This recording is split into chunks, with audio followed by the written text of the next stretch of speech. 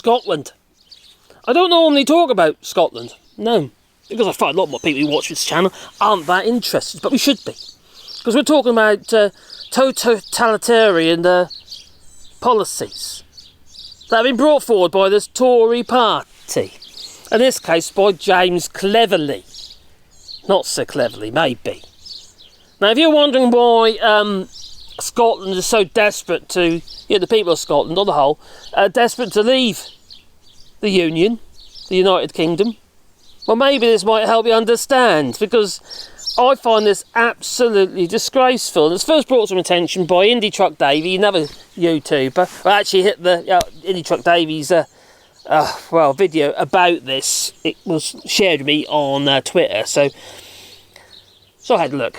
So I thought, do a bit of research and what have you, and have a look. And I found a few articles about it, and a few other writings and what have you. One article that I found the easiest to understand was really the National Scot, basically. And basically, James Cleverly is preparing to write to all the ambassadors, right, around the world, to highlight so-called affairs about the SNP spreading its independence message. So what is he going to do about it? Well, he's ordering ambassadors to shadow any Scottish MPs, just to hamper and hinder their ability to even talk about independence abroad. Doesn't seem quite right. Doesn't sit well with me, I'll tell you. This is totalitarian. It really is. So British diplomats will be ordered to keep an eye on SNP ministers when they take trips overseas, to stop them talking about Scottish independence. This isn't right. I'm sorry, but this is not right. Now let me make something clear. I would rather Scotland did not leave the United Kingdom. But I understand it has to happen. I wish it wasn't necessary. I really do. I wish we could work together and, everyone was treated as equals, as a union. As equals. That's the point. But Scotland is not. Now, I was talking to a Scottish chappie on Discord, and he highlighted a few things to me, because I said to him, well, about Labour and education. Because as far as I was concerned, under Tony Blair, in my area, which is Norfolk, I'm from Norfolk, carrot munchers and all that, and we did actually really well. The schools and what have you did very well out of Labour. All the mobiles, which are hot in the summer, freezing cold in the winter, under Labour they pledged, they got rid of them all, and they did. All tyrolene coated mobile blocks, they were horrible for kids to be able to have their education in. They got rid of them. Built new buildings, what have you, on the school grounds and what have you. Did what I have to do, including our local school.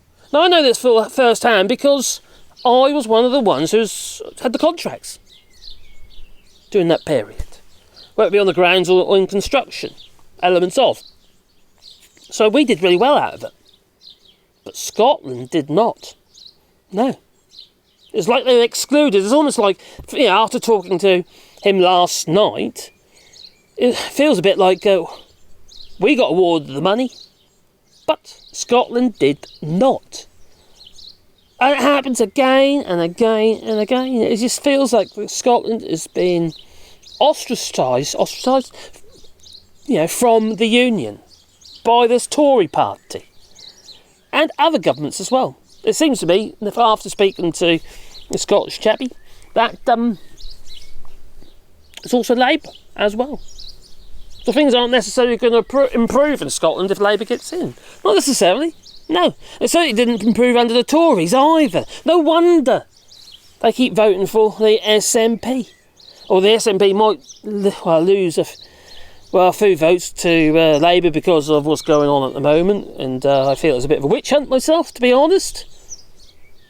Otherwise, wouldn't, well, Nicola Sturgeon be arrested, as in, and charged, and still there, or at least charged, but there's no charges placed. And under Scottish law, if you in a case of just an interview and stuff like that, you get arrested. That's Scottish law.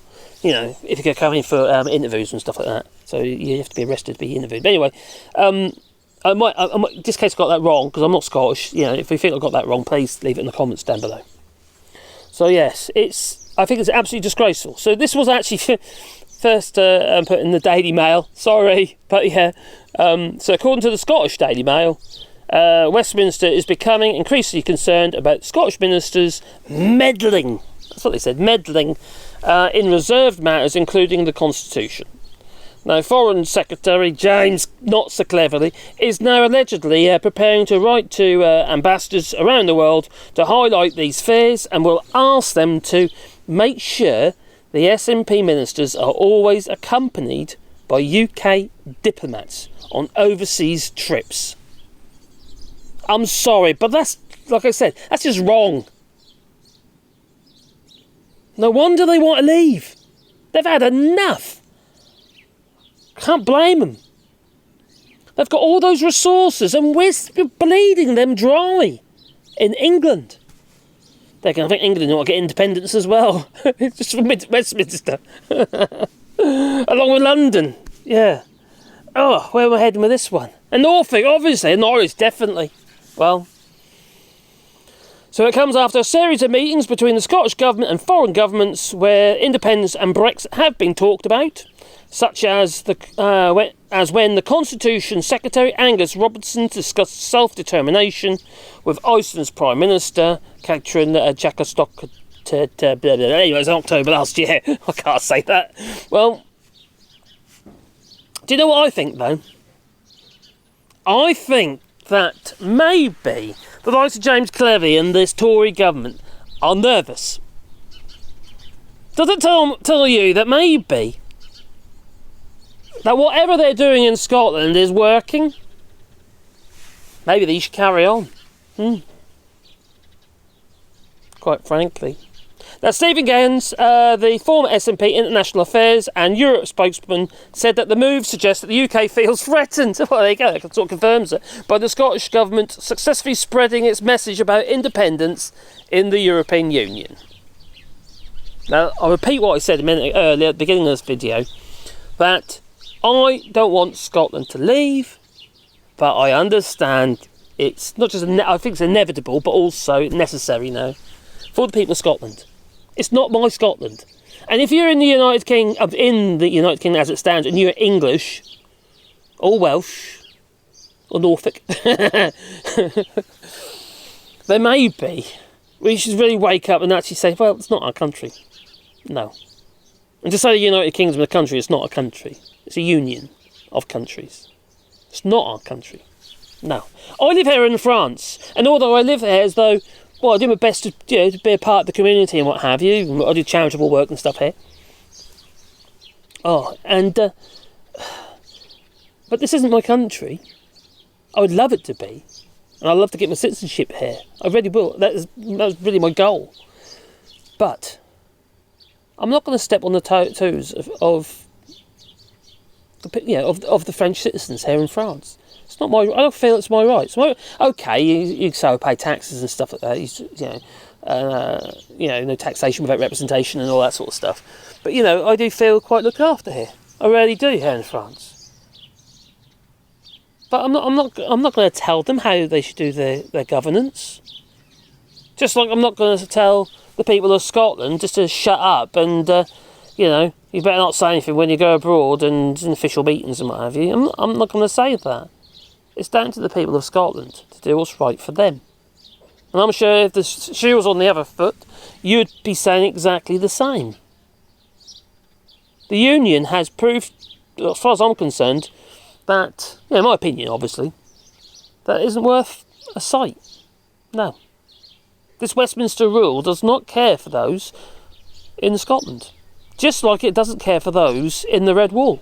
even though you think they do, but because they keep voting for Brexit, and in 2019 you decided to put them into power. They're clearly proof that they are not to be trusted. So I don't blame Scotland for wanting to leave, and I don't blame Scotland for actually spreading that message. Anyway, that's my little video about Scotland, and I think it's absolutely disgraceful and disgusting what James Cleverly has suggested that he's going to do. Well, that's what he's planning to do. Yeah. Feels very totalitarian to me. Anyway, you tell me. Please leave it in the comments down below. And obviously, I would love to hear from Scottish people in regards to this. How do you feel about this? Because I find this a little bit shocking. Well, how is it shocking considering about the protest bill and what have you? You know, the Civil Disobedience Act. And it's, yeah. No, I shouldn't really be shocked, should I? Not really. Anyway, you tell me. Please leave it in the comments down below. Please boot the old like button. And maybe subscribe and little bell icon, because then you get one fuzzy thing in your pocket every time we upload another video. Whether it be me sitting there in front of me or whatever, my linen. Or whether or not we're on a walk with the dogs and the missus and all that, you know. And that's our anniversary today, that it is. 30 odd years. Poor woman. It's like a life sentence for her. 2 life sentences, well, I don't know. It's a long time. Yeah. But it can't be wrong, can it? End of the day. We're still together. She still puts up with me. Don't know why, but she does. Maybe it's my debonair good looks, you think? Maybe. Anyway, ta-ta. Have a lovely day.